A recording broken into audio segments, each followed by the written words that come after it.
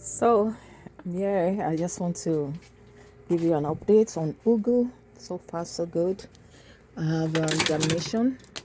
So, I don't know. I think some of them are here too. We started with 30 cups, and so far, I think I have about 18 germination. So, once it germinates from this cup, I just move them here because of the light. I have to put it close to the grow light. I don't want it to grow too leggy.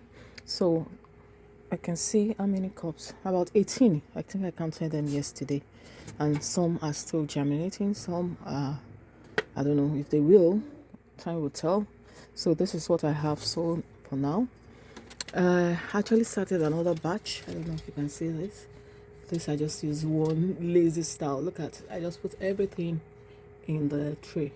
So once it germinates, I'll now transplant into individual cups. And moreover, these cups too are still small.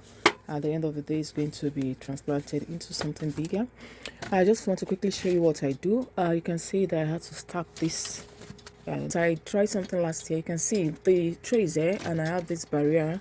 This is just a shelf or some trays I put together before putting it on the tray mat. Let me see. Okay, something like this. So this is my 8 mat, and then I put this, just something to put a barrier between the 8 mat and the tray, because I don't want it to burn out. Ugu is very sensitive and it doesn't like to be too dry, so I'll place the tray directly on it. It's still going to keep it warm once I close the greenhouse. And you can see this one, there's no 8 mat again. I only introduced the grow light. So this is my grow light on it directly, and you can see how they're doing. They're growing straight, and look at this one, it's going straight, and that's just it. This one just came out. This is very interesting. See how it's separated from the shelf. Look at this. Okay, this one, I'm going to lift this guy. Look at, wonderful. This is new bat.